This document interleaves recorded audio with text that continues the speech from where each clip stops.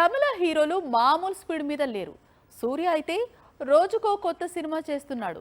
ఇక ధనుష్ సంగతి తెలిసిందే. ఎప్పుడు ఏ ఇండస్ట్రీలో సినిమా చేస్తుంటాడో తెలియదు.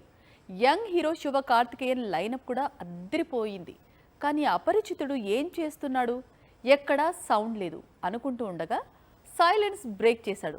ఒకటి కాదు, రెండు కాదు, ఏకంగా 4 కొత్త చిత్రాలు కమిట్ అయ్యాడని కోలీవుడ్ కు గుడ్ న్యూస్ షేర్ చేశాడు. గత ఏడాది మార్చిలో అనుకుంటా వీరధీర శూరతో ఇంప్రెస్ చేశాడు విక్రమ్.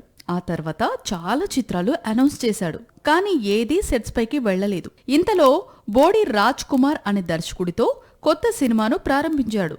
ఇది విక్రమ్ కెరీర్ లో 63వ చిత్రం. దర్శకులు మారిపోతున్నారు, సినిమాలు ఆగిపోతున్నాయి. ఇంతకీ విక్రమ్ ఏం చేస్తున్నాడు అంటే లాస్ట్ 1 ఇయర్ నుంచి ఇంట్లో కూర్చొని స్టోరీస్ వింటున్నాడు. బోడి రాజ్ కుమార్ మూవీకి సంబంధించి ప్రీ ప్రొడక్షన్ జరుగుతూ ఉండగా విక్రమ్ మరో 3 కొత్త చిత్రాలు కమిట్ అయ్యాడు. విక్రమ్ కొత్తగా కమిట్ అయిన మూవీస్ డైరెక్టర్స్ లిస్ట్ చూస్తే అందరూ యంగ్ డైరెక్టర్స్.